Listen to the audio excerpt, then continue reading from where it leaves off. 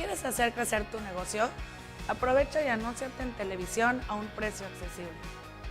Con Expand Productions, la oportunidad está al alcance de todos. Brindamos toda clase de servicios de publicidad. Y es que un buen negocio necesita una buena estrategia. Por eso llámanos y coloca tu marca en televisión, porque en Expand Productions queremos verte triunfar.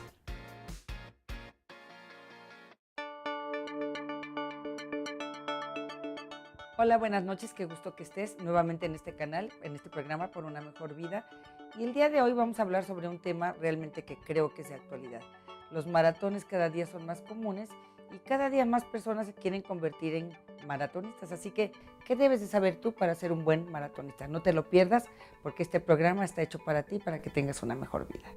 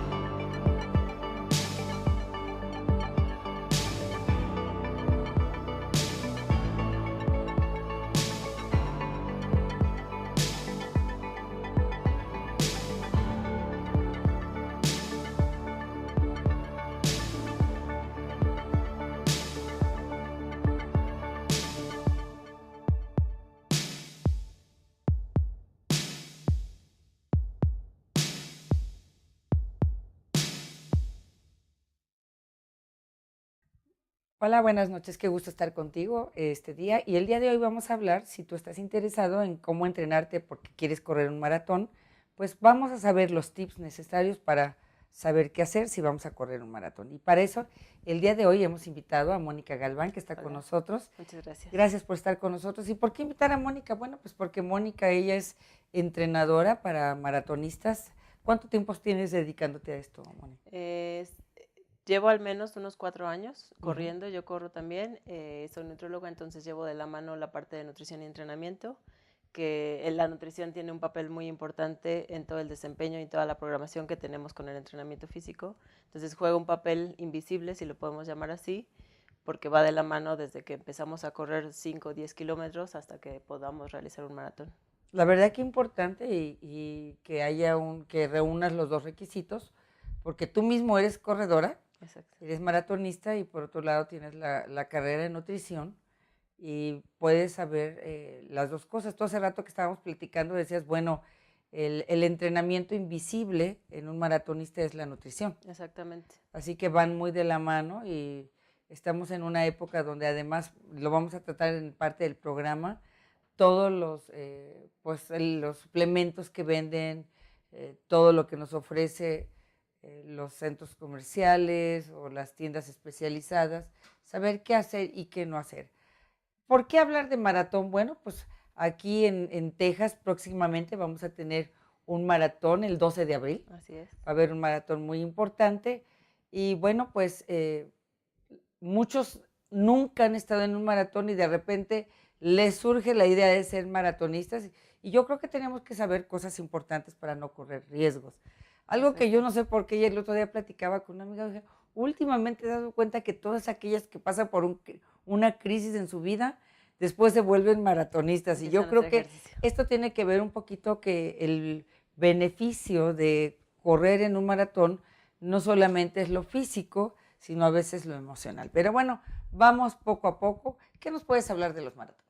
Bueno, es una disciplina, o sea, al final es un proceso en donde nos establecemos un objetivo, ya sean si quieren 21 porque empezamos desde poco para ir avanzando y que tiene que ser bien programado y bien planeado con una estructura de entrenamiento también enfocado a eso para poder lograr el objetivo, ¿no? Al inicio decimos, bueno, con que termine eso es suficiente y con que no lo sufra también es suficiente, pero tenemos que planear alimentación, tenemos que planear hidratación principalmente también durante el maratón, porque van a ser promedio 4 horas que estamos perdiendo cierta cantidad de líquidos, cierta cantidad de electrolitos, que si no recuperamos podemos llegar a un golpe de calor dependiendo de la temperatura donde lo hagamos, podemos llegar a una hipoglucemia, que es que el nivel de azúcar me baje demasiado y que me sienta mareado durante la competencia y que no rinda bien.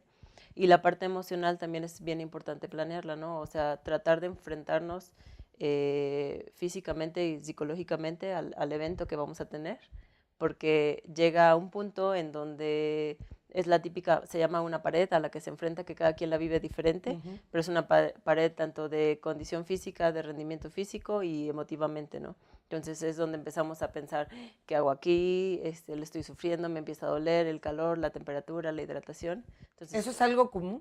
Sí, es algo que común. piense un maratonista ya en Sí, el momento del en maratón. el momento, exactamente. Entonces, cuando no se ha planeado bien y cuando no se ha realizado adecuadamente, con más razón podemos llegar a sufrirlo. Entonces, ¿qué tendríamos que hacer? Bueno, ir dosificando las cargas de entrenamiento, la parte de hidratación, como te comentaba ya, es importante incluirla desde antes.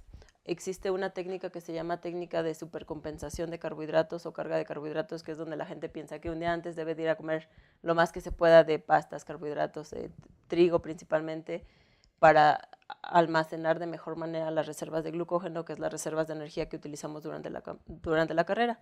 Y en realidad sí, pero no es nada más un día. O sea, la carga de carbohidratos se llega a hacer hasta una semana previa, porque empezamos a bajar el entrenamiento, la intensidad de las competencias o de los entrenamientos, y empezamos a comer un poco más de carbohidratos. ¿Qué tipo de carbohidratos? Por ejemplo, algo de trigo, de maíz, por ejemplo, tortilla, pan, pastas, arroz, por ejemplo. Las leguminosas también son buenas. Fruta, se incrementa un poco más el consumo de fruta.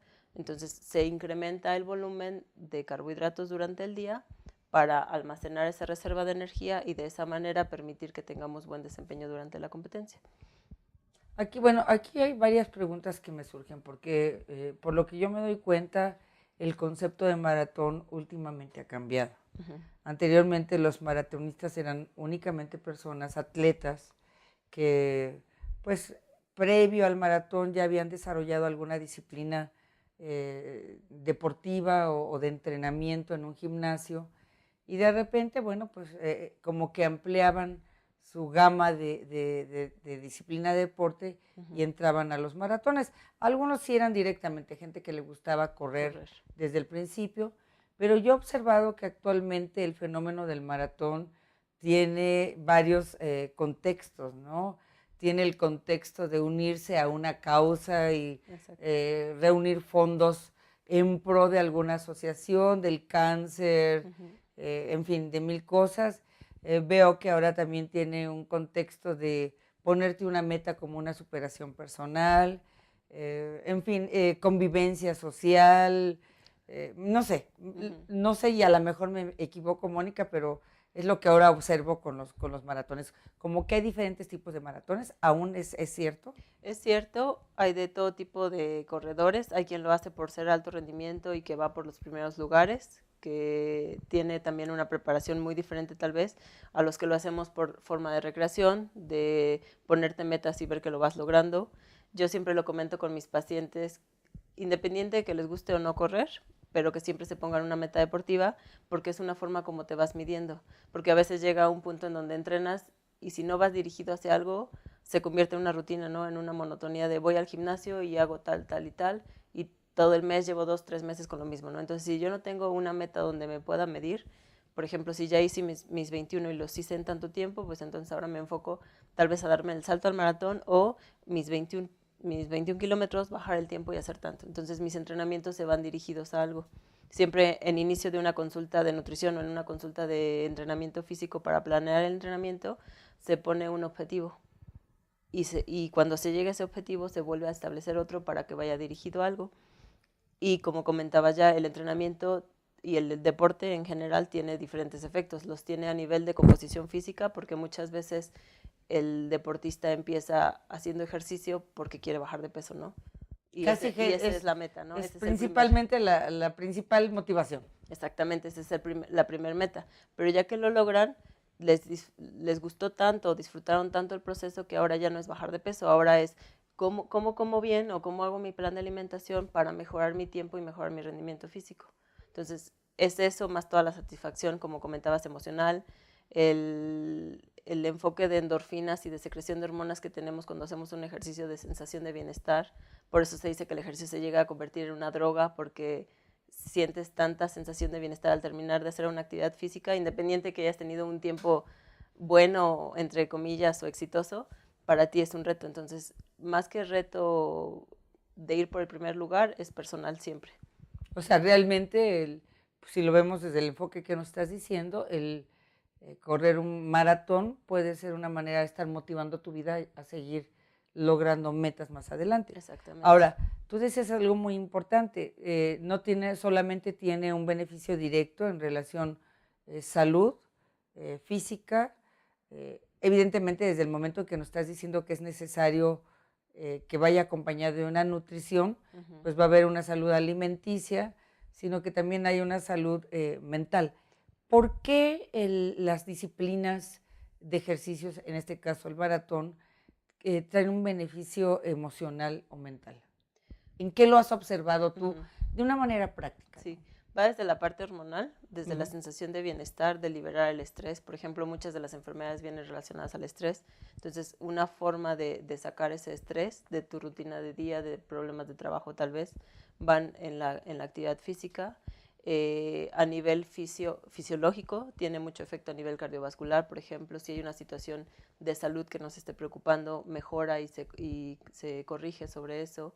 Tu calidad de vida en general es mejor, porque una persona, por ejemplo, cuando va avanzando la edad, empieza a tener menos capacidades para todo.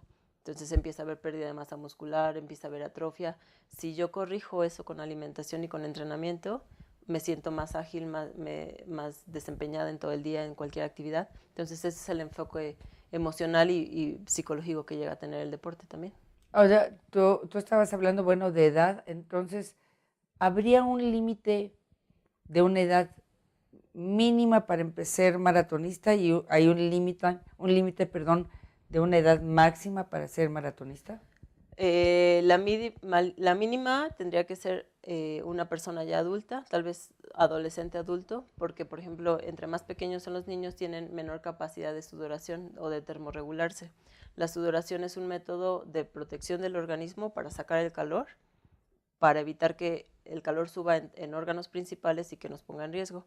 Entonces, como los niños, por ejemplo, 11, 12 años, todavía no tienen todavía ese sistema tan desarrollado y el volumen de sudoración o de transpiración es menor, sería muy riesgoso someterlos a una actividad tan prolongada.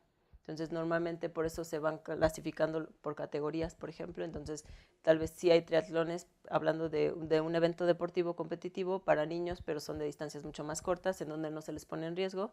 En el caso del maratón, tendría que ser un adulto que ya tenga como esa programación o esa preparación. ¿Qué estaríamos hablando de los 20 y tantos? Sí, de 18, 17 años, por ejemplo, que ya es alguien que tiene una planeación.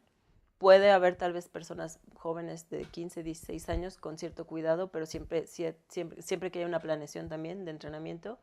Y edad máxima, pues eso es bien particular, porque tendríamos que estar monitoreando corazón, condición física.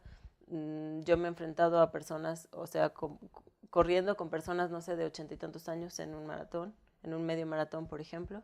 Entonces, edad máxima creo que nosotros no la ponemos siempre y cuando estemos programando las condiciones bien, que las tenga. condiciones, exactamente.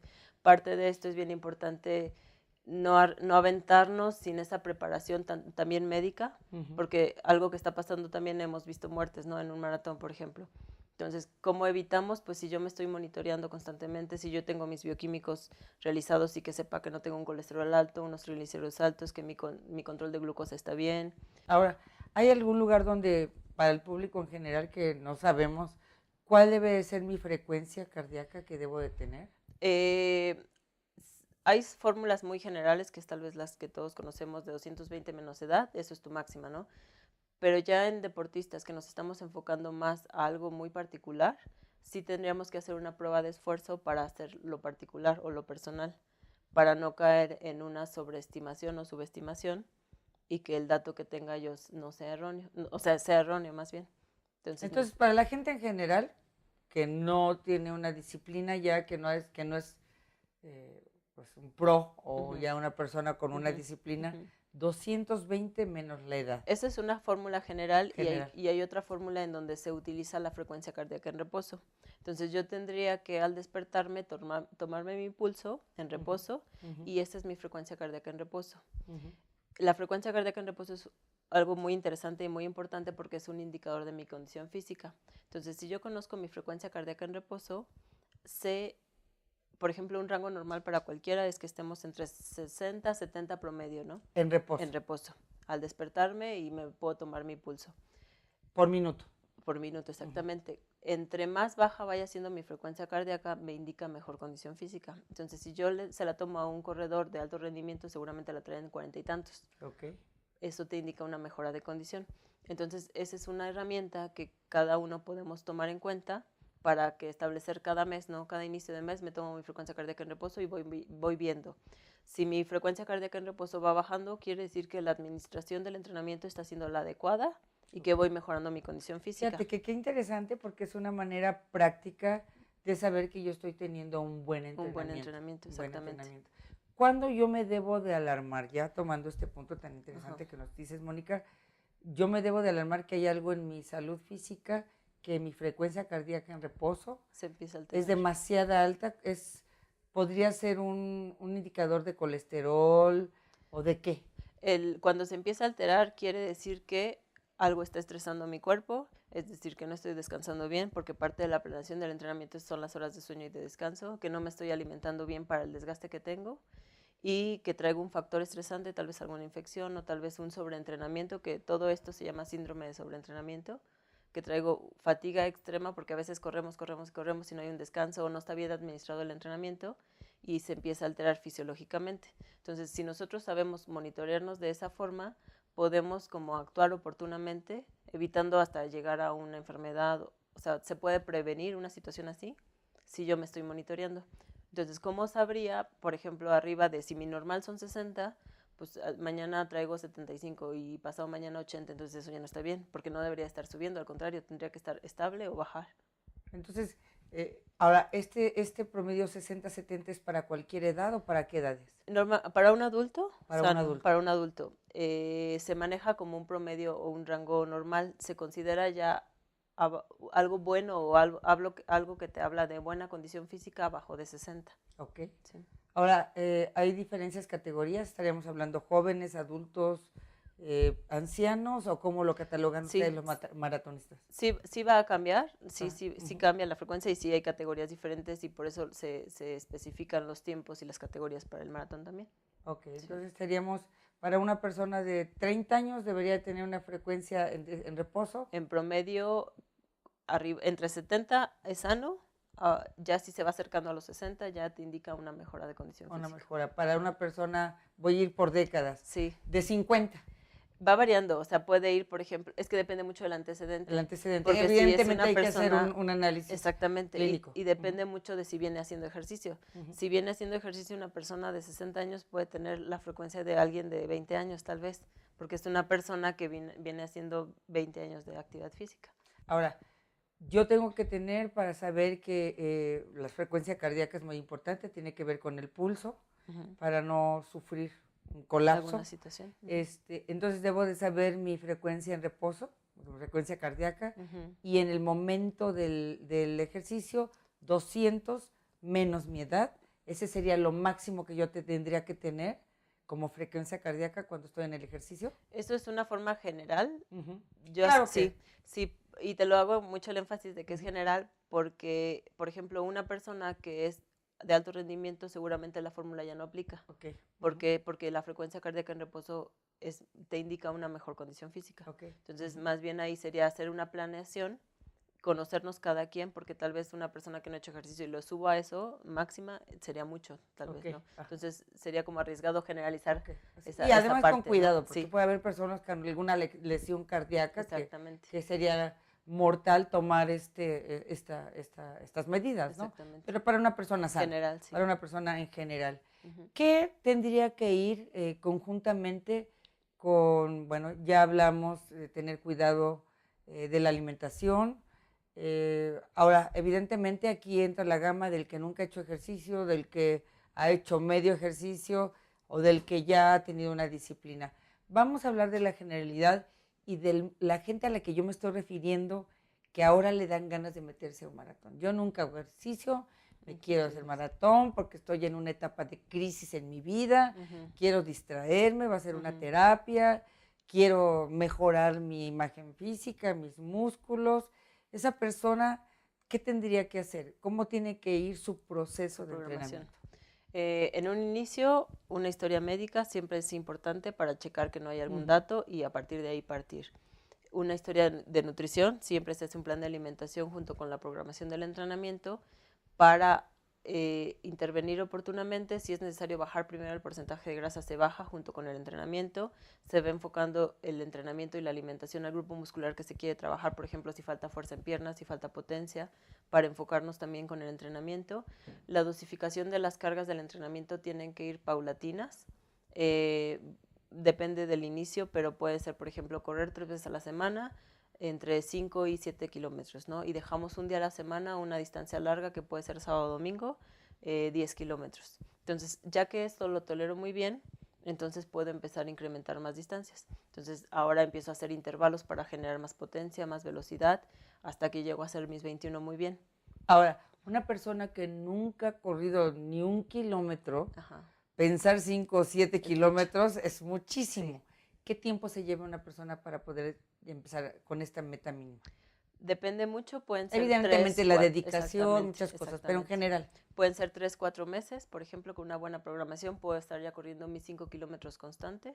Por ejemplo, comenzando desde nada, una buena forma para empezar a correr, porque si yo empiezo y corro a máxima, en un minuto ya me quemé o ya me agoté. Entonces, ¿qué puedo hacer? Es primero, por ejemplo, troto 1 minuto y camino 1. Troto 1 y camino 1. Para la siguiente semana tal vez troto 2 y troto más fuerte 1 minuto más, ¿no? Entonces, es la forma como empiezo cada vez. ¿Por cuánto tiempo, Moni? Puede ser media hora aproximadamente. Media hora nada más. Aunque nosotros queremos empezar a prepararnos para correr un maratón. Voy a trotar 1 minuto, camino 1 minuto, a cierta despacio. Exactamente. Por media hora. Por media hora. Lo sostengo una semana. Y a la siguiente le aumento. Le puedo empezar a incrementar. Entonces ahora troto 2 y camino 2. Perdón, troto 2 y troto más intenso 1 más, ¿no? Otro kilómetro más. La idea de esto es que si antes sentía que 2 minutos apenas los corría bien, ahora voy a poder correr 5 minutos constantes. Y así puedo empezar a correr, porque la gente siente que si ahorita, ¿cómo es posible? Si me canso con 2 minutos corriendo, ¿cómo voy a hacer 2 horas corriendo, no? Entonces, es la forma como puedo hacer carreras constantes más continuas sin lastimarme también, porque va desde cuidarme la técnica de pisada, el tipo de calzado, o sea, son muchos aspectos los que tengo que considerar para poder correr. Y que como antes, que como durante y que como después, o sea, son todos esos aspectos. ¿A qué hora es mejor? Hay tanto que hablar de este tema. ¿A qué hora es mejor hacer esto? ¿En la mañana, en la tarde, en la noche? Hay quien dice, nunca hagas ejercicio en la noche porque ya no vas a dormir, porque te quedas todo acelerado. Otros dicen, vas a descansar como un angelito. ¿Cuál es el mejor momento? Depende mucho de la situación, porque es muy difícil mover toda tu vida para hacer algo. Entonces, más bien yo adaptaría la alimentación al horario de entrenamiento. Sí es importante considerar que hay personas que les cae mucho mejor en la mañana porque te mantienes activo durante el día, a diferencia que en la noche puedes terminar mucho más despierto, como comentas ya. Entonces, más bien es adaptar la alimentación que consumirías antes y después del entrenamiento para favorecer el rendimiento físico. ¿Qué alimentación mínima tendríamos que cambiar si queremos empezar a ser maratonistas? Cuidar mucho la cantidad el tipo de hidratos que se consume, de hidratos de carbono o carbohidratos. Cuidar mucho la cantidad de grasas, que no sean excesivas, porque eso te afecta la parte digestiva y evita que tengas un buen desempeño físico, porque te jala mucha energía para digerir los alimentos. ¿Carbohidratos, grasas? Y proteínas también. Es bien importante cuidar el aporte de proteína para nutrir tu músculo y que no vayas a tener una pérdida de masa muscular. Actualmente hay mucha oferta de proteínas, tanto suplementos. Es válido, y yo he leído que tú puedes suplir 2 alimentos, el de la mañana y en la noche, por estos suplementos alimenticios. ¿Es válido o hay que ser muy cuidadoso? Hay que ser cuidadoso, tendríamos que investigar si aplica para cada persona o no. Solamente un médico lo puede decir, un Un nutriólogo. nutriólogo no es algo general y no es tomar proteína igual a ya tengo más músculo, que a veces se piensa eso, sino más bien es, si yo no tengo tiempo de hacer una comida, tengo que calcular cuánto de aporte de proteína necesito para suplirlo con mi alimentación y para incluirlo. Ahora, hay proteína vegetal y proteína Así es, de origen animal. ¿Cuál es la mejor para el músculo? Hay varios estudios, ambas funcionan porque si combinamos adecuadamente la proteína de origen vegetal puede nutrir con los aminoácidos que requiero mi músculo. Si es una proteína de origen animal tendría que ser sin grasa y que sea bien tolerada por el organismo también. Entonces más bien es adecuarlo al paciente. Al paciente, o sea, hay algunos que digieren mejor una u otra. Exactamente. O sea, yo me he dado cuenta porque, por ejemplo, para mí la proteína vegetal me cuesta más trabajo digerirla. Puede tender a inflamar un poco, exactamente. Sí, inflama más, sí, ¿verdad? puede inflamar, habría que ver la fuente y el proceso que tuvo para ver si la toleramos mejor. Pero Ok, sí. bueno, en verdad nos quedan muchísimas dudas más, pero yo creo que hablamos algunos puntos, tal vez tendremos una segunda parte de este tema que es interesante porque además es aplicable no solamente al maratón, sino aún si tú quieres establecer una rutina A un estilo de vida. de estilo de vida y cambiar para poder tener una mejor vida porque vamos a tener una mejor salud, un mejor cuerpo. Así que muchísimas gracias por estar con nosotros, Muchas Moni. gracias a ustedes. Gracias, pública, por estar con nosotros y no te pierdas la segunda parte de este programa que vamos a sacarle el jugo y a saber qué tipo de zapatos debemos de usar, tiempos, si tenemos que cambiar en algún zapato en el momento del maratón, en los entrenamientos, tal vez los diferentes suplementos alimenticios, algunos tips que necesitamos saber para prepararnos si queremos correr un maratón. Y no solamente el maratón de la vida, estoy hablando del maratón de correr. Así que no te pierdas nuestro siguiente programa y te esperamos en nuestras redes sociales. Queremos saber qué opinas y que tengas muy buenas noches, que descanses.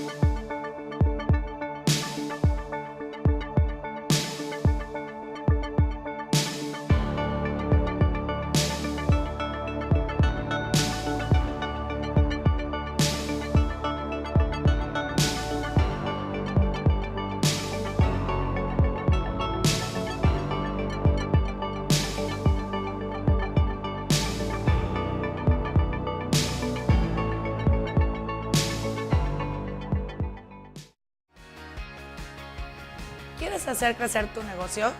Aprovecha y anúnciate en televisión a un precio accesible. Con Expand Productions, la oportunidad está al alcance de todos. Brindamos toda clase de servicios de publicidad. Y es que un buen negocio necesita una buena estrategia. Por eso llámanos y coloca tu marca en televisión, porque en Expand Productions queremos verte triunfar.